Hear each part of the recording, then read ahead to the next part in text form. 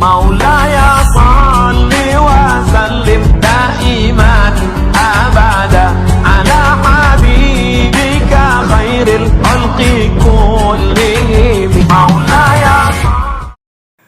Assalamualaikum warahmatullahi wabarakatuh.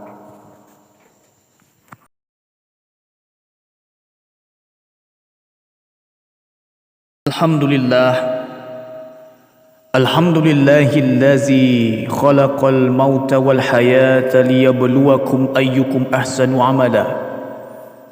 Ashhadu an la ilaha illallah wahdahu la syarika lah.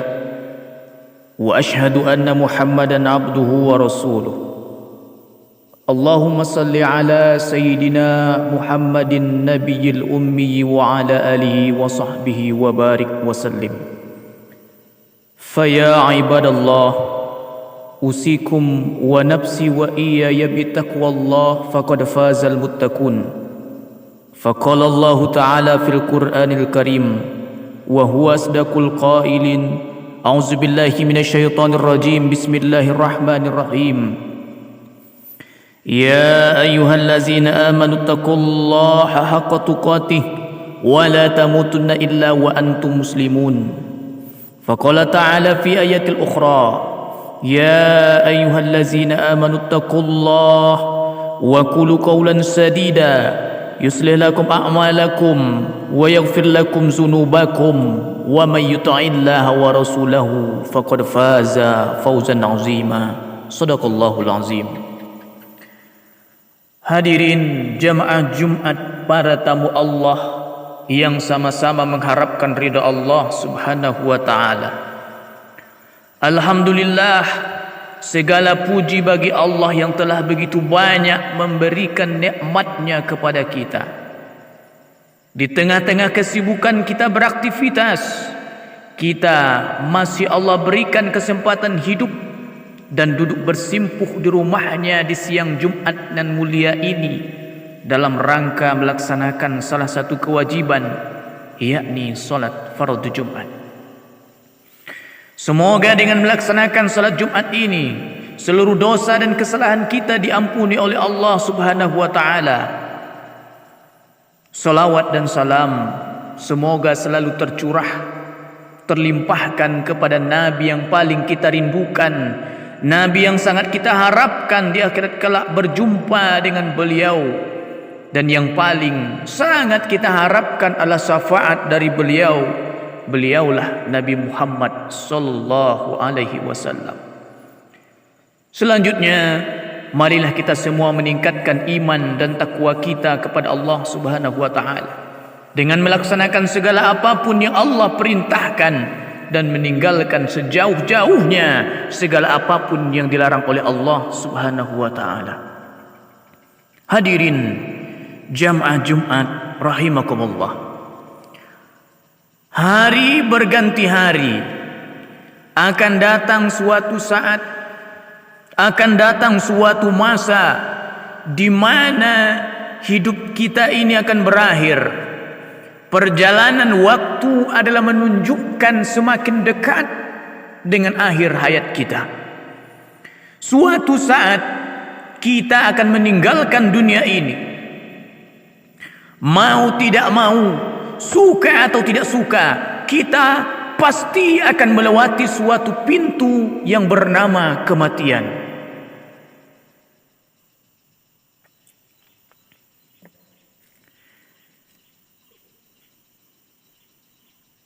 Entah berapa umur lagi yang tersisa, hanya Allah saja yang Maha tahu. Mungkin di antara kita yang hadir ini masih Allah berikan jatah hidup beberapa tahun lagi, atau mungkin di antara kita yang hadir ini beberapa bulan lagi akan pulang menghadap Allah, atau boleh jadi di antara kita yang hadir ini Jumat ini adalah Jumat terakhir bagi kita. Allah sudah menetapkan kapan kita pulang. Allah Subhanahu wa taala berfirman, "Wa likulli ummatin ajal, fa iza jaa ajaluhum la yastakhiruna sa'atan wa la yastaqdimun." Dan setiap umat mempunyai ajal. Apabila ajalnya tiba, mereka tidak akan dapat meminta penundaan ataupun mempercepat sesaat pun kematian itu. Quran surah Al-A'raf ayat ke-34. Hadirin jamaah Jumat rahimakumullah. Hari ini kita masih bisa mandi sendiri, tapi besok boleh jadi kita sudah dimandikan orang.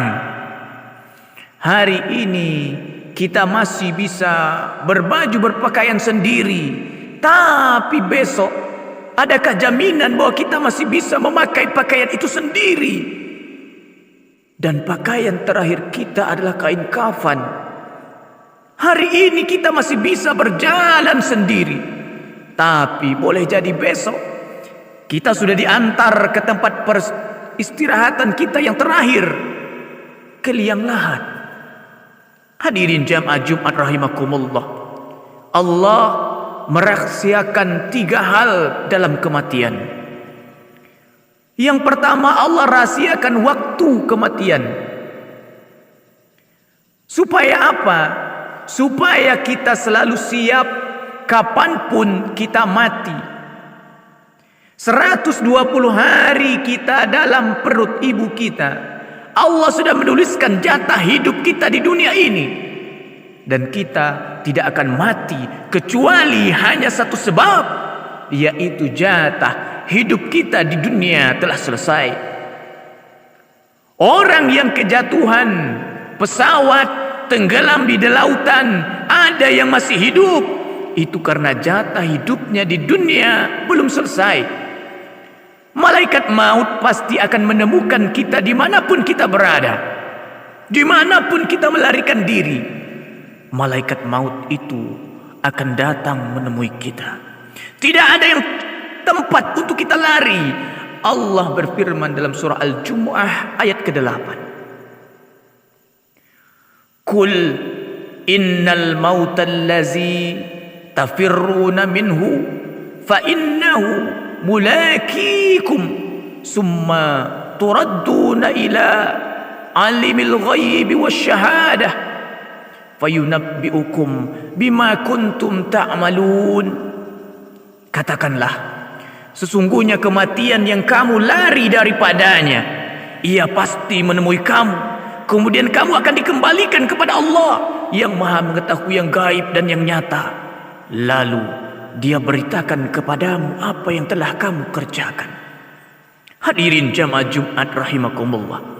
Yang kedua, Allah rahasiakan tempat kematian kita. Tidak ada kita yang tahu di mana kita akan mati. Bisa di rumah, bisa di kantor, bisa di pasar, bisa di masjid. Tidak ada yang tahu.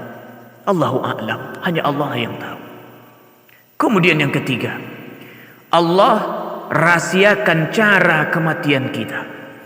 Tidak ada satupun kita yang tahu seperti apa akhir hayat kita ini.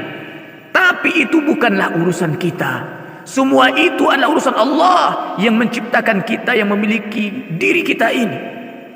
Urusan kita adalah bagaimana akhir hayat kita nanti berakhir dengan husnul khotimah, mati dalam keadaan baik. Hadirin jamaah salat Jumat rahimakumullah. Suatu hari Rasulullah didatangi oleh seorang sahabat. Lalu sahabat ini bertanya, daripada hadis yang diriwayatkan daripada Ibnu Majah. Ibnu Umar radhiyallahu anha pernah bertanya kepada Rasul sallallahu alaihi wasallam. Apa kata Ibnu Umar? Kata Ibnu Umar, ya Rasulullah, manakah orang yang paling cerdas? Lalu kata Rasul mengatakan, orang yang paling cerdas itu adalah aksaruhum lil mauti zikra, yaitu orang di antara kalian yang paling banyak mengingat mati. Orang yang banyak mengingat mati, dia tidak akan menunda-nunda kewajiban. Wajib solat, wajib zakat, wajib puasa, wajib haji, wajib bayar hutang. dia tidak akan mau menunda-nunda.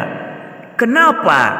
Dia takut kematian lebih dulu datang daripada hal yang dia tunda-tunda.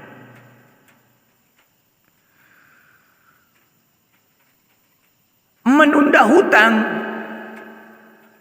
adalah perkara yang sering pula orang abaikan. Padahal menunda-nunda hutang, tahu-tahu ajalnya sudah datang. Maka sesungguhnya ketika ada orang yang berkata, kita antar dia ke peristirahatan yang terakhir, sesungguhnya dia tidak istirahat, tetapi mengalami babak baru, yaitu penderitaan yang berkepanjangan sampai datang hari kiamat karena masih meninggalkan hutang. Maka bersegeralah membayar hutang. Kata Rasulullah, orang yang mati syahid mendapatkan 4 keuntungan. Tidak merasakan sakitnya sakaratul maut. Jenazahnya akan disaksikan oleh seluruh para malaikat, bebas dari pertanyaan dalam kubur. Yang keempat, masuk surga tanpa hisab. Namun ada pengecualiannya, yaitu kecuali orang yang matinya masih meninggalkan hutang. Maka orang yang selalu ingat mati, dia tidak akan menunda-nunda kewajibannya. Kemudian orang yang banyak ingat mati tidak akan menunda-nunda taubat, karena boleh jadi besok belum tentu hidup. Allah merintahkan kita, wasyari'u ila maghfiratin min rabbikum, bersegeralah kalian mencari ampunan Allah subhanahu wa ta'ala. Karena kalau kita mati bergelimang dosa tanpa mau bertaubat, maka sungguh kita berada dalam kematian yang hina. Hari ini kita dihormati orang bukan karena kita mulia. Kita hari ini dihormati oleh orang karena Allah masih menutupi aib kita, menutupi dosa kita, menutupi maksiat kita, menutupi kekurangan kita. Hanya itu yang membuat orang hari ini masih menghargai kita. Kalau Allah buka aib kita, jatuh kita ini, maka selagi masih Allah tutupi, tersungkurlah dengan air mata taubat kepada Allah subhanahu wa ta'ala. Barakallahu li wa lakum fil Qur'anil azim, wa nafa'ni wa iyyakum bima fihi minal ayati wa zikril hakim, wa taqabbala minni minkum tilawatahu innahu huwas sami'ul alim.